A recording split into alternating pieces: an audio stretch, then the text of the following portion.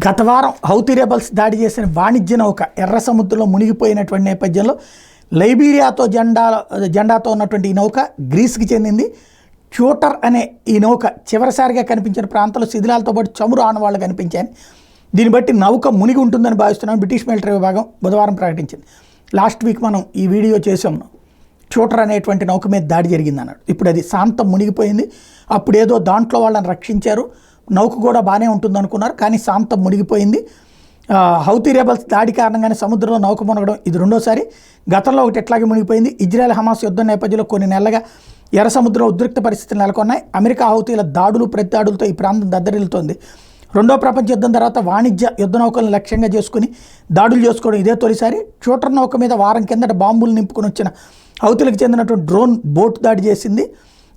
ఈ ఘటనలో ఫిలిప్పీన్స్కి చెందినటువంటి ఒక నౌకలోని ఉద్యోగి మరణించడం ఒక ఎత్తు అయితే, ఇప్పుడు శాంత నౌకే మునిగిపోవడం కీలకమైన అంశమైంది.